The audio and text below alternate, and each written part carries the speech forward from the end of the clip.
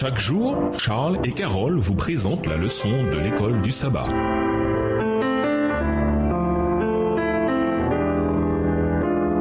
Bienvenue dans votre émission. Dieu nous parle. Nous avons une leçon de mardi, consigne de l'ange à Daniel. Lisons Daniel 9, verset 23. Quelle consigne précise l'ange donne-t-il à Daniel? Pourquoi est-ce important si l'on veut comprendre le sens de la purification du sanctuaire dans Daniel 8, verset 14? Daniel 9, le verset 23. Lorsque tu as commencé à prier, la parole est sortie et je viens pour te l'annoncer, car tu es un bien-aimé. Sois attentif à la parole et comprends la vision. Daniel 8, verset 14. Et il me dit, 2300 soirs et matin, puis le sanctuaire sera purifié. L'ange dit simplement à Daniel de saisir la parole et de comprendre la vision. Daniel 9, le verset 23. Quelle parole et quelle vision? Il n'y a aucune vision rapportée dans Daniel 9. Alors Daniel doit parler de la partie de la vision dans Daniel 8 que le prophète n'avait pas comprise, c'est-à-dire la vision des 2300 jours. Daniel 8, le verset 27.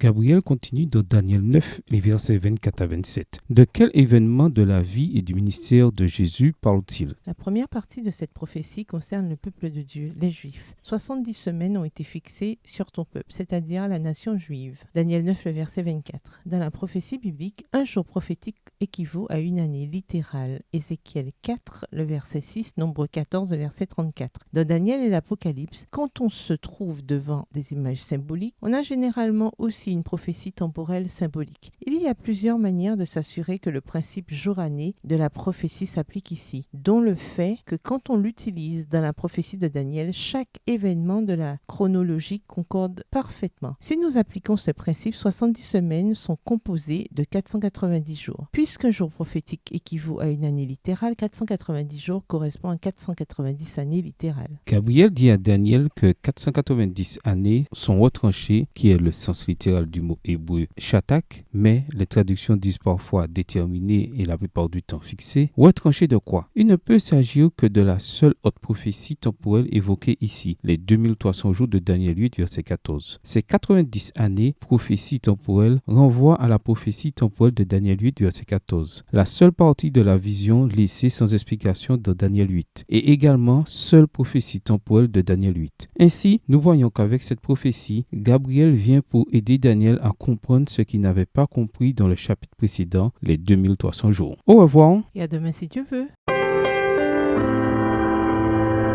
Dieu nous parle.